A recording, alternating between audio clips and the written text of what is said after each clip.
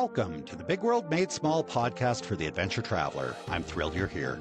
My name is Jason Elkins, and in addition to being your host, I'm also a former U.S. Army paratrooper, third-generation commercial hot air balloon pilot, paramotor pilot, ex-Montana fly fishing guide, advanced open water scuba diver, and a full-time nomad that's visited more than 30 countries on 6 continents. As a seasoned adventure travel expert with a passion for creating and sharing meaningful experiences, I'm on a quest to impact the lives of adventure travelers, tour operators they rely on, and the communities that host them. Every week, I bring you exclusive interviews with fascinating adventure tourism experts who have agreed to share their personal stories, favorite destinations, and some invaluable travel insights they've picked up along the way. We'll enjoy a casual conversation, create some connections, and likely share some laughs.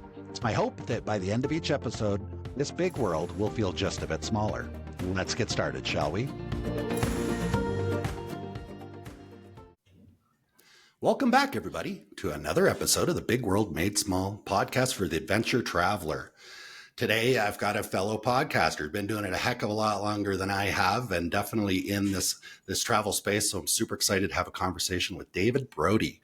David is the founder and CEO of Voyascape, and he's also the co-host of the Travel in 10 podcast. David, welcome to the show. Happy to have you here. Thanks, Jason. Really glad to be here. Super excited about this. You and I had a conversation here in the last few weeks or so, just kind of an initial conversation, and was really fascinated by what you do. I've looked at, I've spent some time on your website. You got a bunch of different podcast things going on, and we're definitely going to dig into that a little bit. But before we do that, let's give our listeners kind of what's the 30-second elevator pitch? What's Voyascape? What should they know before we start talking about your childhood?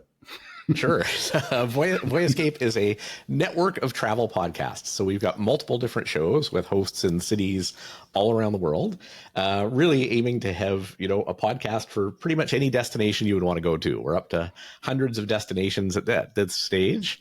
We've got about 8 different shows and adding shows on a monthly basis to the network. And really a place that if you're looking to kind of be a bit inspired about where to go next, we've got lots of great shows to give you that inspiration and some ideas for your next trip. And if you've already decided where you're going, certainly some shows that really help you dig into some of the how to get there, where to stay, what to do, all the logistics of the trip as well. That's very cool. And what a great fit, because anybody that's listening to this podcast would benefit from, I'm going to have your link in the show notes. Take a trip over to David's website, take a look at it, and find a show. And there's some good stuff on there. On this particular show, we don't talk about a lot of the details about where to go, what you need to know, all that stuff. It's really about the person and the people that work in this space, because I have found that people are passionate about travel are usually pretty interesting people. So we're going to see. No pressure, David. But I know you have a fascinating story. Hopefully I don't disappoint. I know you've got a fascinating story, and I'm curious what I want to know, and I trust my listeners want to know, is how the heck did you get into this? What was going on early on that caused you to grow up and get a job doing travel podcasts and all that stuff? So how far back do we need to go to get a feel for that, David? A while, to be honest, because I have, believe it or not, I was just checking the other day, and I have been hosting my travel podcast, Travel in 10, for 20 years now. It is going on 20 years later this year. So wow. It has been a very long time. It was literally, as far as I could tell, it was the second travel podcast on the Apple Podcast Store when I started it. Wow. Okay, there's a few have been added since then, and you've been involved in adding quite a few of them yourself. So definitely a pioneer. What were you doing before podcasting? Before that, I had worked in politics, actually. I worked I'd worked coming out of university, worked with the Canadian Prime Minister as a kind of senior advisor, doing tour and travel, and as a policy advisor as well. So I was doing a lot of travel around the world as part of that. But then as happens in political jobs, there was a change in government and in an election. And my wife and I basically took a year off to go travel around the world. And it was during that time, back in 2005, that we did some work on an NGO project in Thailand. We traveled all throughout Southeast Asia. We got to Japan and we had work permits, but no kind of job secured. My wife landed a great job right away working with Hyatt Hotels But I was kind of kicking around Tokyo figuring out what to do. And that was right when the iPod and the Apple Podcast Store came out. So that kind of inspired me to start going around the city and it started with sort of 10-minute clips every week of what to see and do in Tokyo. And then as we continued our travels around the world, incorporated other places. And as we inevitably came back to Canada and sort of got on with our careers, it really, also became kind of a side hobby. It was something that I would update once every 6 months or once every year for many, many years and kind of let it languish a bit. But then about a year and a half ago, a good friend of mine, a travel writer named Tim Johnson, me and him had been talking about working on some projects together. He's an award-winning travel writer, a great guy. And I had a chance to work with him on a project for Tourism Australia a few years ago when I was working in PR.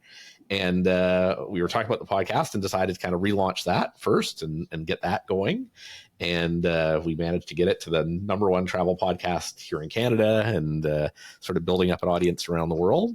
And then came up with this idea of really building out a network of shows. Mm-hmm. We'd seen there'd been some really successful podcast networks in the sports category or business category, but nobody had really started to aggregate together sort of the best travel podcasts from around the world and make them easily discoverable for people who are looking for information on different destinations. That's it's very cool. I definitely, I have a personal interest in the podcasting and the history of that and kind of everything around that. And I want to discuss that a little bit more. And I have a sneaking suspicion we need to go back a little further into your past, because you mentioned, I was in politics, but I was doing, tourism advisor for prime minister, all this stuff. So I suspect there was something that was going on before that. So let's, we don't need to talk about your young childhood, but what was growing up? What got you into the travel stuff in the first place? I mean, it just had always had a huge passion for travel. Didn't do a ton of travel as a kid. I mean, we probably only really did one international trip when I was growing up. I think to Disneyland in Mexico was our only really big international trip while I was growing up. But then my parents could tell I really had a strong desire to go see. Kind of grew up in a smaller rural town in Alberta, in Canada, and had a desire to definitely go out and see more of the world and do more travel.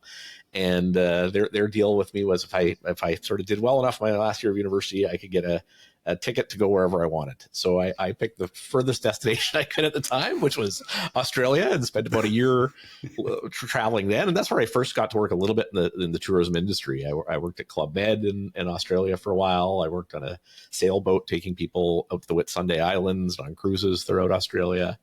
And that really sort of instilled that love for travel even more and really sort of instilled it being something that I would want to do throughout my career and throughout my life. And I've been lucky that then in sort of every phase of my career since then, travel has been a huge component of it. I mean, when I was working in politics, doing a lot of tour and travel, and then post that, I worked for a number of years here in Canada, running a large advertising agency or PR agency and advertising agency that most of the clients that I was working with, a good portion of them were in the travel and tourism industry. So, spending a lot of time.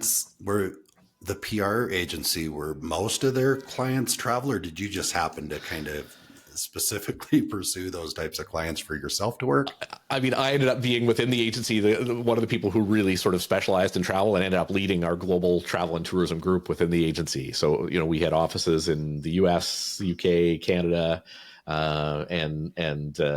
when I started, I think we had worked for quite a few years for Destination BC, the DMO here where I'm from in British Columbia, but we didn't have a lot of other travel and tourism clients. But I started working with my colleagues in the US and the UK to really try and build that base of clients. And I mean, we ended up working with Expedia, with Tourism Australia being their agency of record across North America for about 7 or 8 years, with Emirates Airlines, with Rocky Mountaineer Rail Tours, Pursuit Hotels, a long list of wow. great clients. And that was always, we worked with a wide variety of clients, but I certainly very much gravitated towards the travel clients, and they were always the most fun to work with.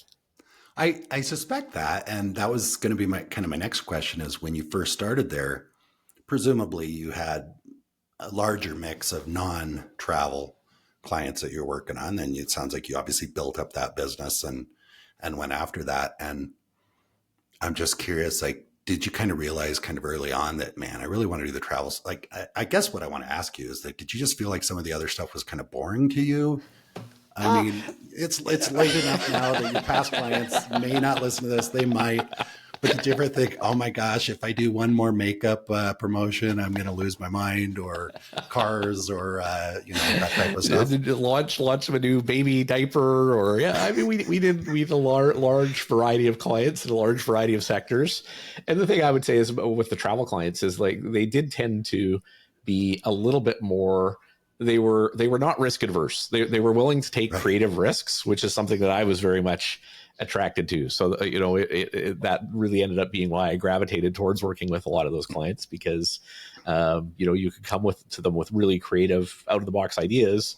And they were always willing to jump on it. I mean, I remember one that comes to mind for me is, our team was lucky very early on. One of our team members had gone down to the South by Southwest conference, a big kind of tech and advertising and cultural event that happens down in Austin, Texas every year, and managed to get hold of one of the beta kits of the earliest made Oculus Rift, the first like VR headset that you could use.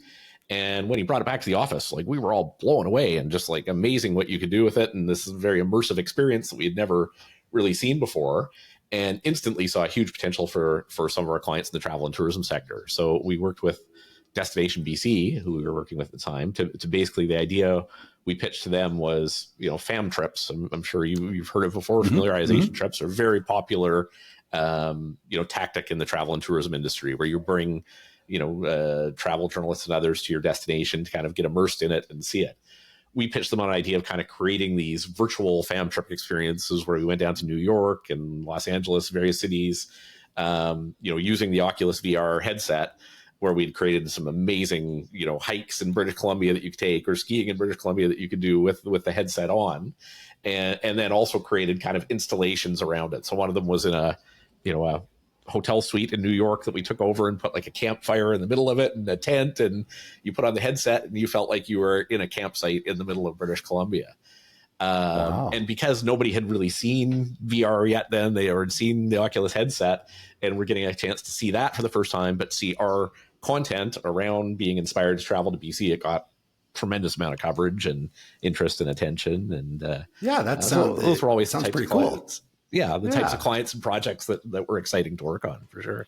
And how do you do that with, some of these other brands? I mean, that's a fun project that you just described. And it's like, I don't know, maybe video game companies. I don't know where else would be a good fit, but I love the tie-in. I'm curious on a project like that, because I'd never heard of it. I hadn't run into it, hadn't come across that. Was the return on investment pretty good? Were you able to continue to keep doing that? Or, I mean, we got massive news coverage out of it, right? I mean, it led stories on, CNN, Travel and Leisure, the Travel Channel, kind of every travel outlet across North America at the time picked up a story about it. And as a result, was talking about travel to British Columbia. So very much, very strong return on investment in terms of, getting strong earned media coverage that really raised awareness around the destination. So I feel I'm a little embarrassed to admit I've never put one of those Oculus headsets on. I've never seen it.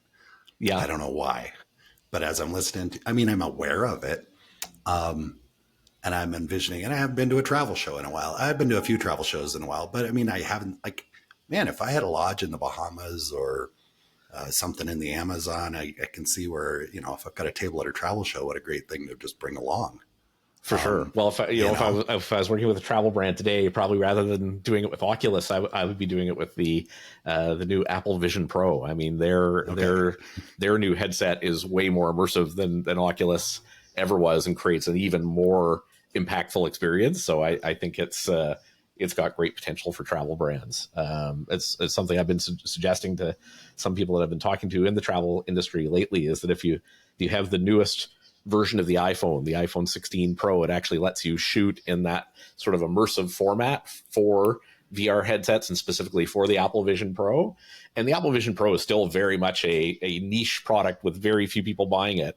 But I think as the cost comes down, the technology, I mean, if you ever go do a demo of it, it is really pretty amazing. And I think as the cost comes down and more people do adopt it, it would be well advised for brands to have some of that content already shot and ready, because there's lots you can do with it. My brain is already rolling. I've just spent, before we got on this call, I spent some time putting together some marketing offers for some of my clients. And now as I'm listening to you, I'm like, oh, I think I see a whole other thing. Some good ideas. There you go. Well, I'm glad I can help. And I'm a single guy, and I've been traveling full time for the last 3.5 years. So I'm happy to just go to places, help them get it set up. And so, absolutely. all right, very cool. Well, that's a pretty cool idea. I did want to, you mentioned something about Australia, and I kind of want to go back to that. I'm not sure if I still have the same train of thought, but you said you went there for about 1.5 years and you were working there. Is that because were you able to do that legally because of the Commonwealth? Exactly. Because of being a Commonwealth country together with Canada. And actually, not just Commonwealth countries. There's probably about, 20 or so countries around the world that Canada has these kind of reciprocal agreements with, that if you are between, at the time when I went, I think you had to be between the ages of 18 and 30. I think they've increased it a bit now. You could get it it was called a student work abroad visa, essentially, where, if you were still within that age range, they would give you kind of a 1-year work permit to go over and spend some time traveling and experience the country. And wow. So what was your first job? You mentioned Club Med. I think you mentioned something about a sailboat. What was the first? My first job was terrible. My first job was in a place called Bundaberg, which I've been back to since, and is a lovely place in Australia, but it's a very agricultural area, and they're big on bringing in foreign workers to help pick out the fields, and so my first job in Australia was picking green peppers out in the fields in Bundaberg, and we had to start at about 4 a.m. because it would get so hot later in the day. And there were snakes in the field. There were demanding farmers yelling at us all day. So I lasted about 6 days, I think. And then kind of took a flyer with some friends and headed down to a place where we knew a Club Med was opening. And this is kind of an interesting story. We went in, and I'd always kind of dreamed about working at a Club Med at that point. I'd heard that they had these lots of activities that you could. I'd worked as a ski instructor during high school, and I knew one of the Club Meds hired ski instructors, and some in the tropics hired people to do diving instructors and stuff. So so you mentioned you grew up in small town Alberta, right? Yes. So I can see where working at Club Med would be pretty aspirational. Amazing. But we had heard about this town, Airlie Beach in Australia, where a new Club Med had just opened up. And, I kind of asked around to try and find out if they were hiring, and went into the temporary agency that was hiring people. And they said, no, we've hired everybody. Sorry, we're not looking at everybody. We check back in a couple of weeks. But I was at my backpacker's place where I was staying that night, 19 years old at the time, and having some drinks with some guys around the bar. And one of the guys says, hey, I just got hired on at the golf course, and they told me they've got like a brand new yacht that they've just built that's going to take us to the island tomorrow morning. We're supposed to be there at 6 a.m. But he's like, nobody asked my name. Nobody asked anything. Why don't you just come along?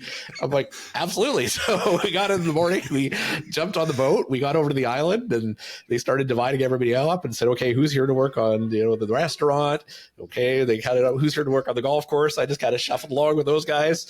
The guy counted. He's like, this doesn't seem right. He's like, okay, come along. I guess you're all here for the golf course. I was hired. There's some wisdom in that story for anybody that's listening, that is sitting there waiting for somebody to respond to an email they sent off asking for a job, or a resume that they sent off waiting for a job. Sometimes it's just a matter of showing up. That's right. That's maybe it's a little harder now, because I feel like people have, more likely to have a phone with a list in their pocket, and they can pull it out and say, now, wait a minute. Who is this guy? Yeah. I don't see your tax records, your stuff, all that stuff you should have submitted before you just showed up. But and that's okay. So how long did that job last? That was probably about 3 months or so. So that was immediately following the picking green peppers, was straight on to working at a golf course at Club Med, which was a significant step up. And then from there, spent about the same amount of time working on a sailboat, taking people on tours through the Whitsunday Islands as well. Okay. I'm curious, when they were saying, okay, who's here to work in the restaurant? Who's here to work on the golf course? Were you tempted to wait and see how much better because the offers would get? Who's here to apply sunscreen on the beach?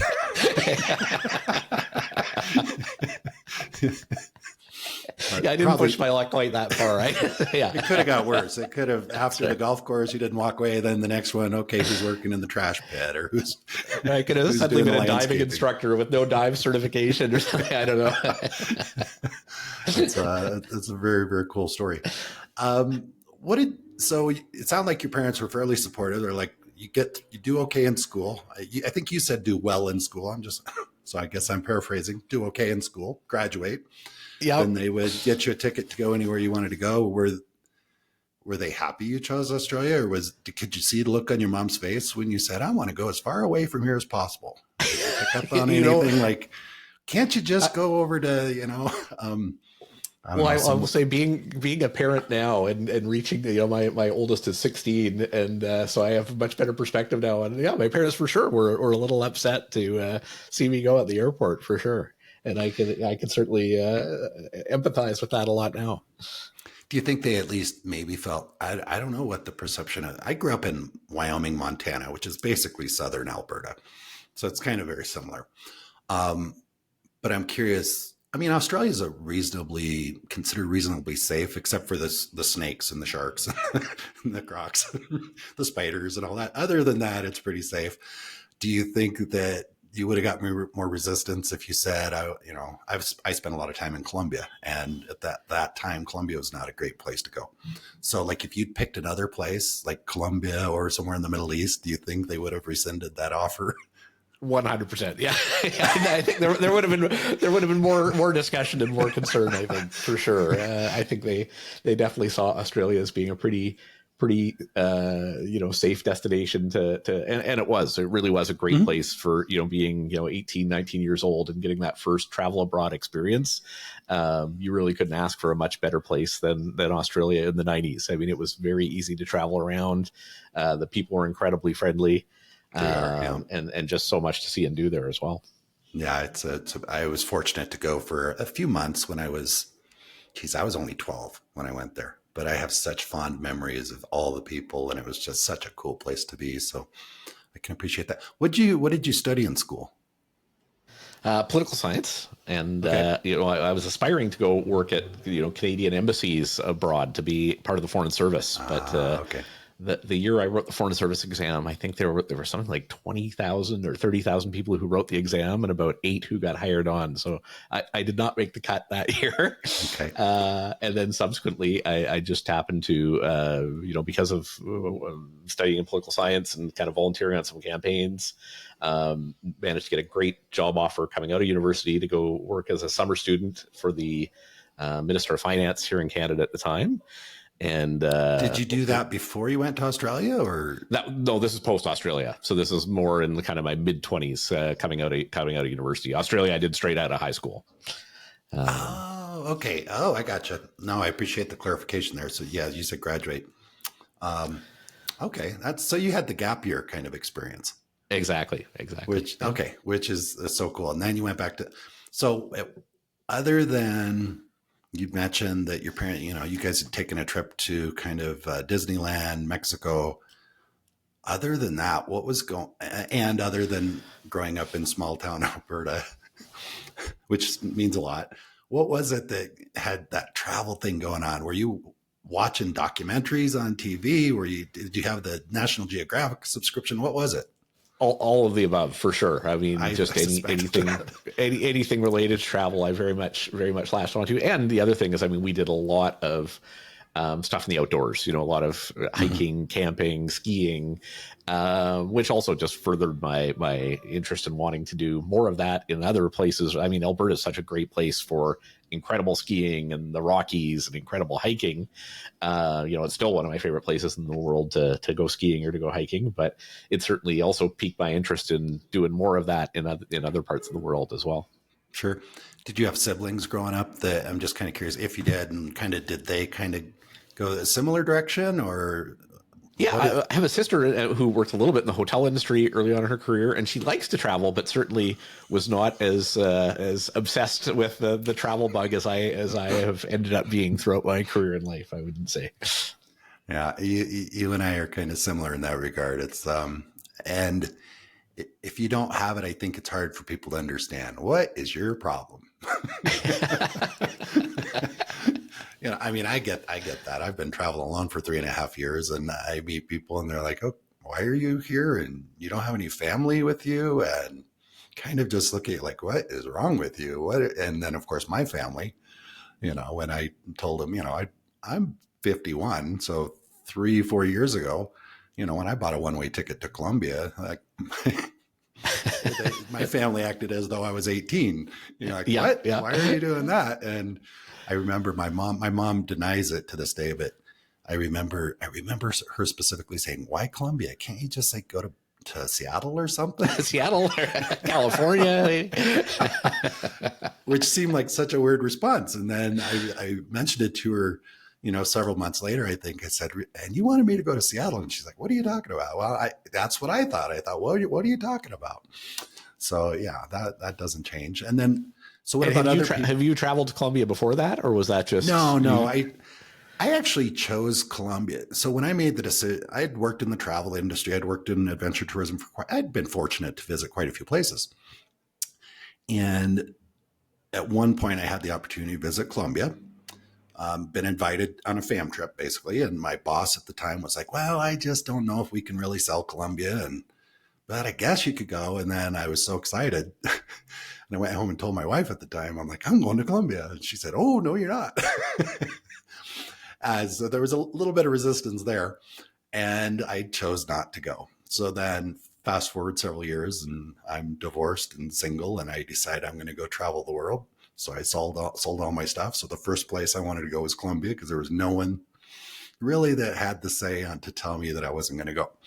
Yeah. And I fell in love with it. So there you go. It's great. Well, it is a country I have not been to yet, but I've heard is incredible. It's supposed to be some great, so a ton of things to do there. Yeah.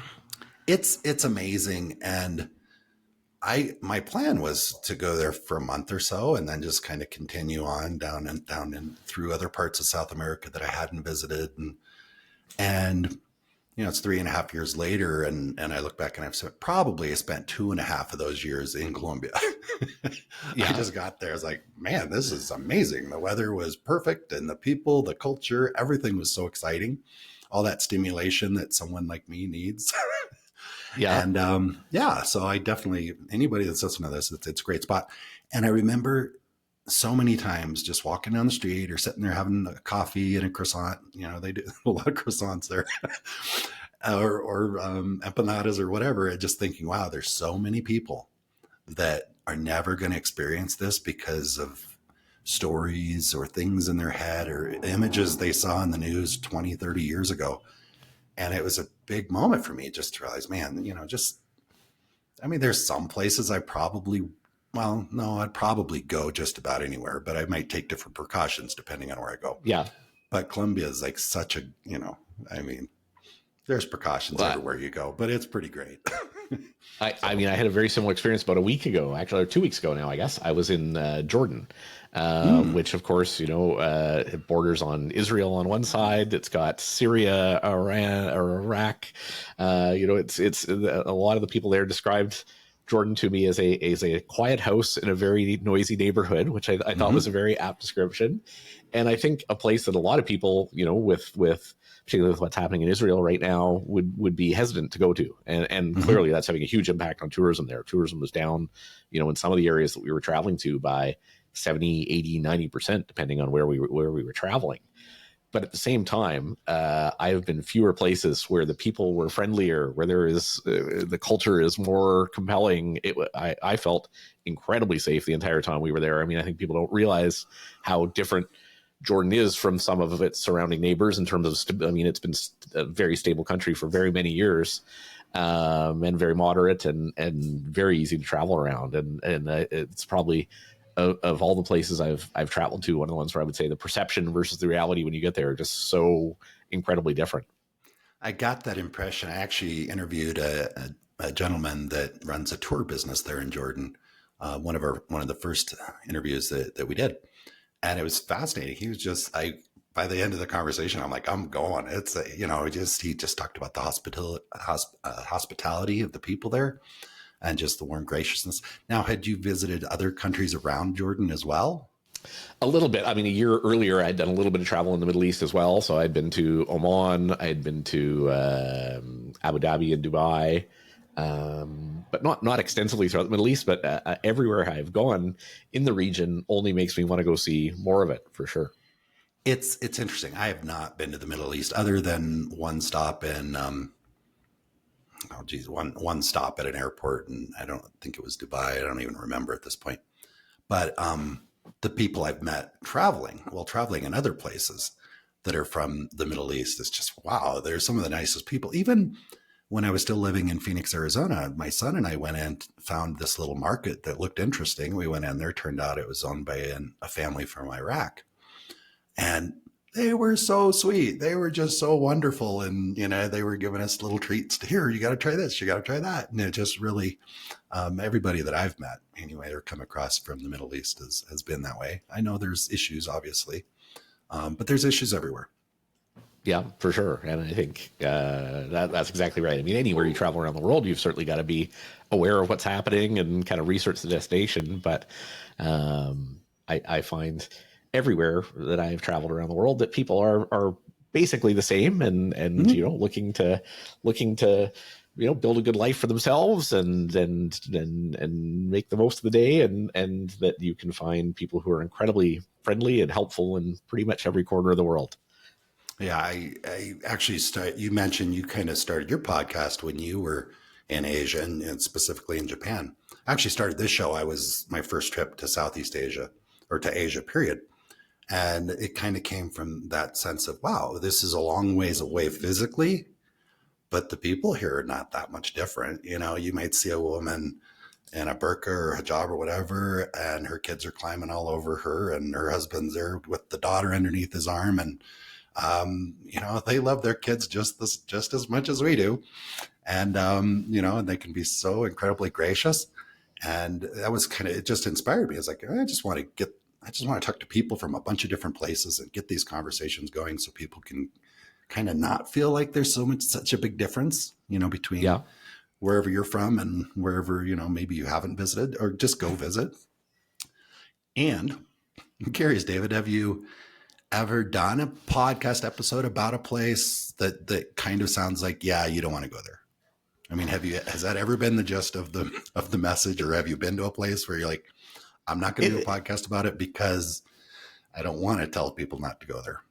Yeah, no, in all honesty, it hasn't been, because I really have not encountered many places like that around the world. And I've been really fortunate in my travels to have had great experiences virtually everywhere that we've gone. I mean, for sure, there's been, if you travel extensively around the world, you're going to have some instance and some hiccups here and there, for sure.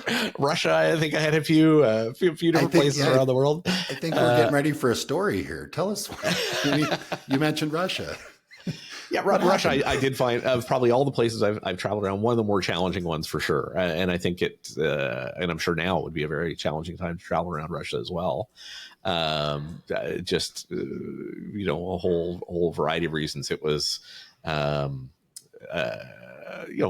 frankly, the level of corruption there was really high during the time we were there.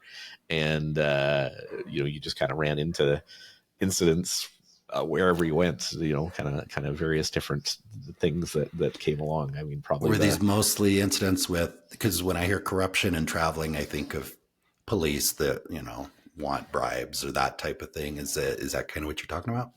Absolutely, like crossing borders and things. I remember, for example, I had planned my trip on fairly short notice. My wife was going over to Russia to see family of hers, and kind of a week or two before her trip, I figured out I had enough aeroplan miles that I could go along on the trip as well, and thought it would be relatively easy to get a visa. Well, it was not, and it was there was a lot of process there, and even going to the embassy, and the prices fluctuated a lot, and who you needed to talk to get a visa. And, it was a weird and wild process to get a visa. Did your wife go up there?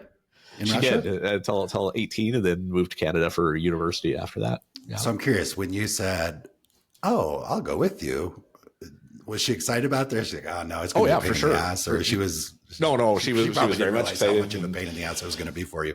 Yeah, I don't think either one of us had any sense of it. And I mean, just things like, for example, the embassy issued me a visa, but I didn't. I don't mean partially my fault as well, but they put the wrong dates on it, and I suspect that was probably purposeful, because then when we arrived, they wanted an additional fee, of course, to change those dates, and there's lots of things like that would pop up all the time.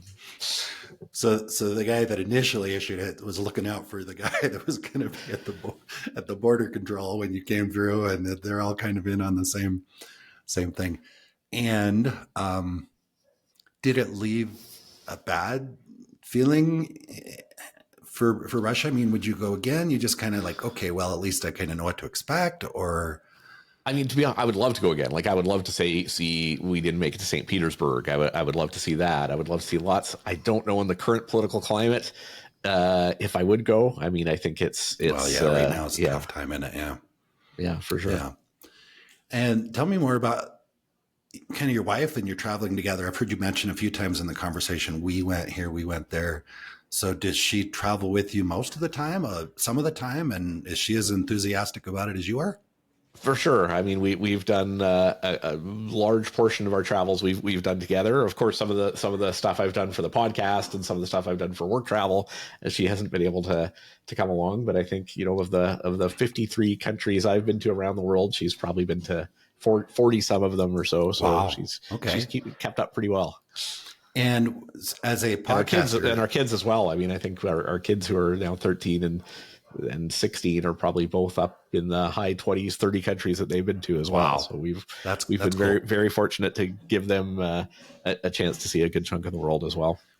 If they were sitting here in this conversation with us right now, I would love to, just ask them, so what's this?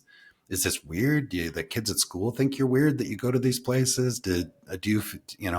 So do your best, if you could, just share with me kind of what insights you've gotten from your kids about growing up in a family that does travel a lot and that goes to these places. Because I know I have that experience with my son. He's only been to 10 countries with me now, but it's like sometimes his teachers just don't want to hear about it, whatever.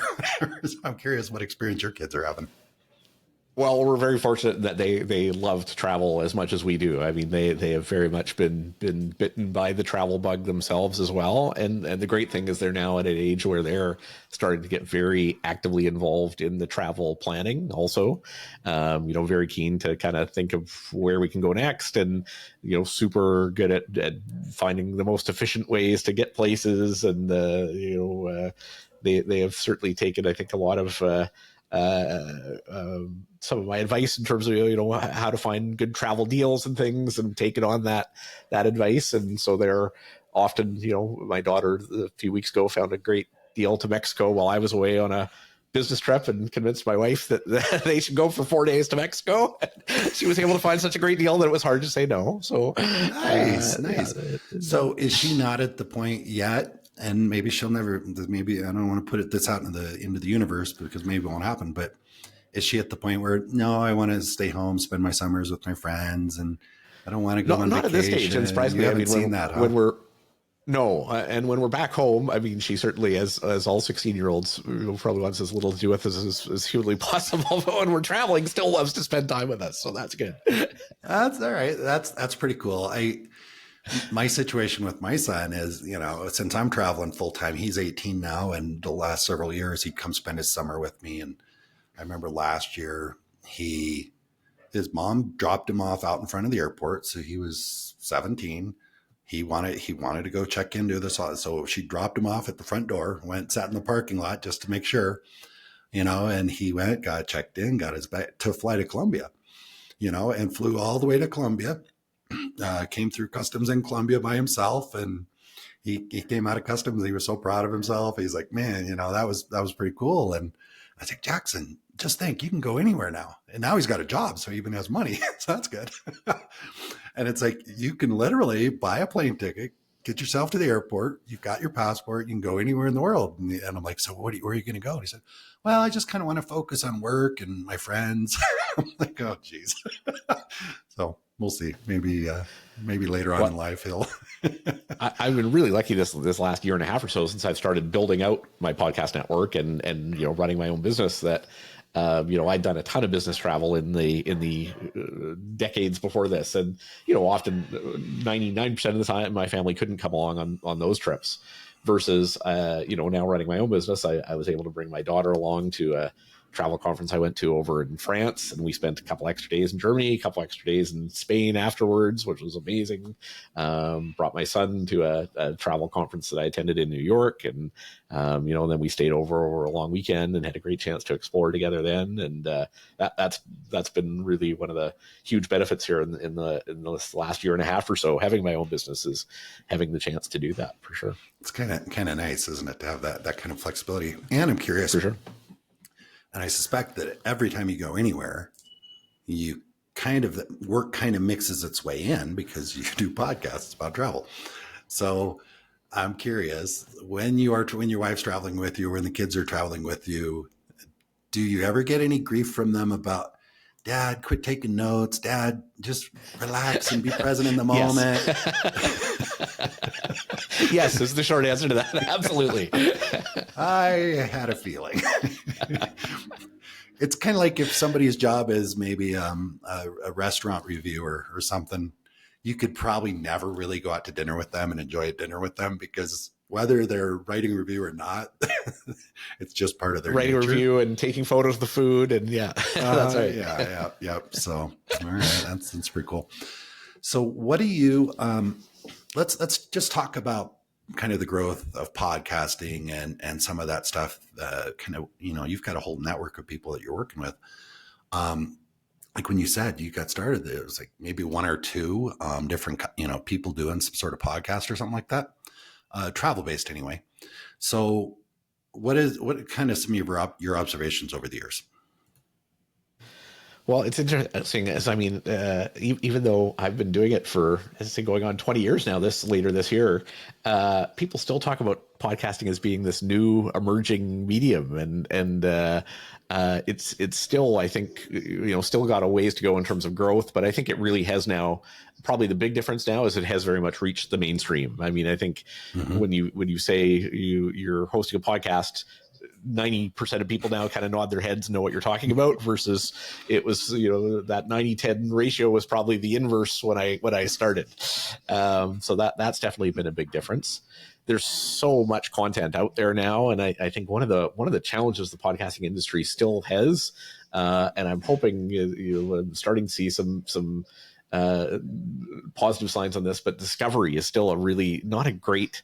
It's far easier to discover content on YouTube or Instagram or elsewhere than it is within the podcast ecosystem. I mean, one great thing about podcasts is you get very wide distribution, right? Because once you publish your podcast up to a podcasting platform, it's picked up on Apple, on Spotify, on Amazon Music. I mean, it runs in 100 different places, but all of those places have different ways to search and surface content, and I think that continues to be a big challenge for the podcasting industry for sure. It is a challenge, because if you pull out your phone and you're like, I want to listen to travel podcasts, and you go to Apple Podcasts or Spotify, whatever, and you say, search adventure travel, whatever, some results are going to come up, but only some results. Is probably the same results over and over.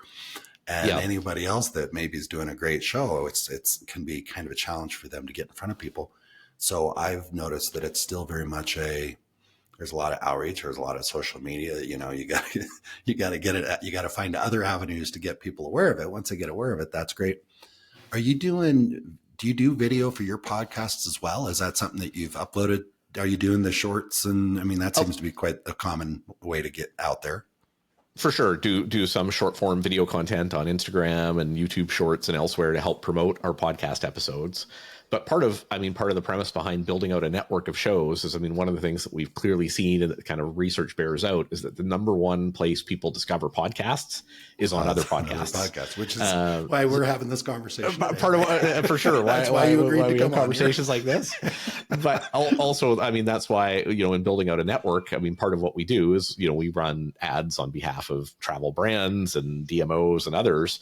But also, a big portion of the advertising we're running on our network is for all of the shows on our network, essentially helping them all grow. So making sure that, people who are already listening to travel podcast content are kind of having an easy opportunity to discover other like content, and that you've got kind of a high intent audience who's specifically looking for information about travel and thinking about where to go next, that you can kind of expose to this whole network of content. So I think you've done a really good job of sharing some information and kind of your insights there. And I'm curious, because I believe that a lot of the listeners to this show are tour operators, guides, outbound tour operators, DMCs, a wide variety of people that kind of in the business that may, they're listening to this show, so they're aware of what podcasts can do for travel. But I'm curious, what would you want to say to those tour operators out there that maybe you're thinking, should I have a podcast, or should I take my time and effort to get on other people's podcasts? Or just like for somebody that's that's rolling around in their head, what would you want to say to them?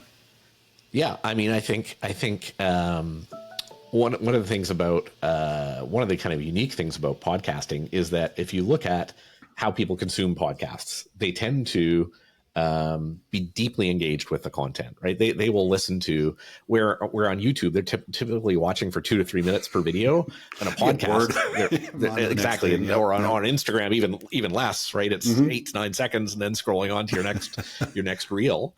Podcasts, most podcasts, across our network, we're seeing like 90% of the show typically being listened to at least. And they're often, they can be 30 minute, 60 minute or longer sometimes shows.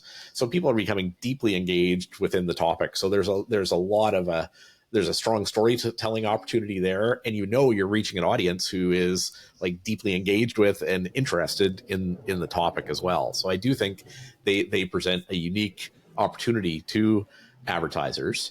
Podcasts don't drive the same type of, because of that deeper engagement, and people are spending a lot more time with specific podcasts.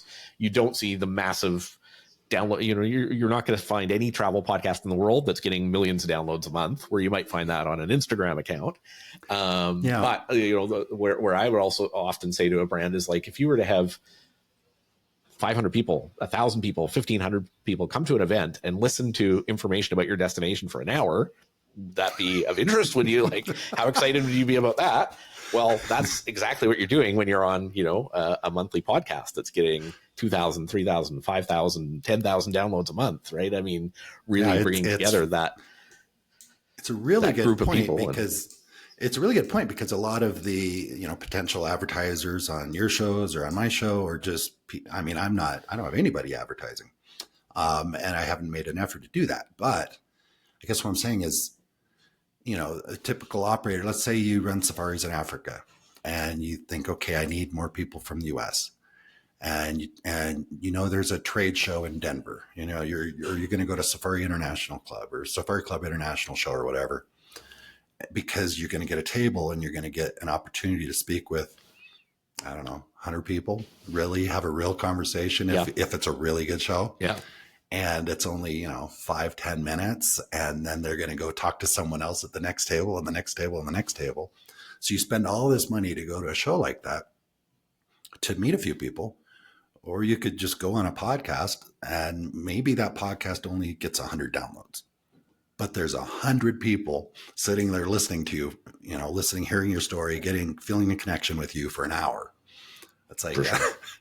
and generally doesn't cost much to go on a show. Maybe you sponsor a show, sponsor an episode, whatever. But the cost, it can be very, very cost effective, I believe. So I'm happy to hear you describe it that way. It makes a lot of sense. And it's quite unique in terms of an advertising format as well, is that when you look at how people consume podcasts, it is quite rare for them to, I think one stat I saw was something like 98% of ads are on podcasts are listened through to completion. And that makes sense when you think about how people are consuming podcasts, right? It's usually in the car, in the gym, you're on your bike, you're doing something else and you're listening. You're usually listening hands-free, right? And so it's not the same as kind of scrolling behavior where it's a lot easier to skip through those ads. Yeah, if your phone is sitting on the nightstand or something and you're, or in the car or whatever, it's easier just to listen to the short ad than it is to scramble for your phone and try and fast forward. And try and skip through it. Yeah. That makes a lot of sense.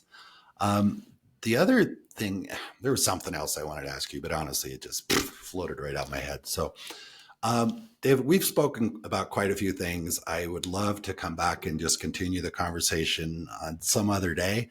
And I'm curious, what did I forget to ask you? What should I have asked you? Or what do you want to make sure that our listeners either know about you, your business, or just philosophical stuff before we wrap up? Well, you've been pretty thorough. You're a very thorough interviewer there, Jason. So I think you've covered off the vast majority of what I could think of. I guess I would just say that, I think, obviously, if people are listening to your show, they understand the power of podcasts and podcasting. And, for those who are in the travel and tourism space and looking to reach new audiences, I think podcasting represents a really unique opportunity. And certainly that the user base of podcasts has, for as many years as I've been involved in it, every year continued to grow, usually with double-digit growth, almost year over year.